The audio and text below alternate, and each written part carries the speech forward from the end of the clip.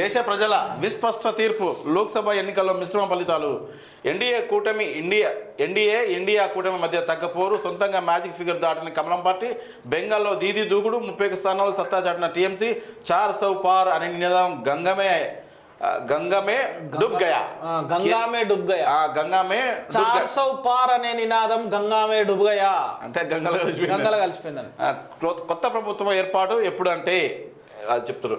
TDP కూటమి అధికారం కట్టబెట్టిన AP ప్రజలు వైకాపా ప్రతిపక్ష హోదా కూడా కట్టబెట్టిన ఓటర్లు ఓటమి పాలైన వైకాపా మంత్రులు రాయలసీమలోనూ సత్తా చాటిన టీడీపీ 21 స్థానాలు పోటీ చేసి గెలిచిన జనసేన పొత్తులతో లాభపడ్డ బీజేపీ పార్టీ నేతలు అందరూ పొత్తుతో అందరు కలిసి అందరూ ఎవరికి ఏది కావాలో పంచుకురన్నా. యూపీలో కూడా సమాజ్వాదీ పార్టీ కూడా 37 సీట్లు రావడానికి కారణం కాంగ్రెస్ తో పొత్తు పెట్టుకుని వచ్చారు, లేకపోతే అది కష్టం.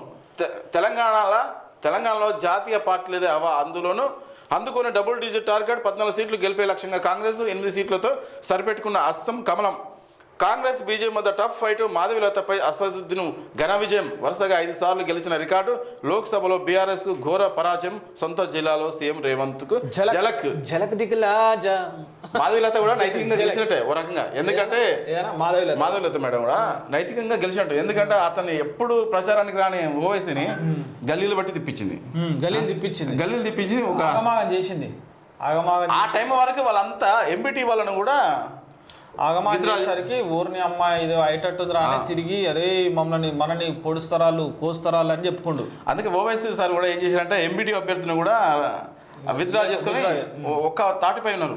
అది అట్లా ఉండాలి, అందరూ బీసీ వాళ్ళు కూడా ఒక తాటి మీద ఉండాలి. ఎంఐఎం యూనిటీ తీసుకొచ్చింది, కాకపోతే కాకపోతే ఇక మారరు.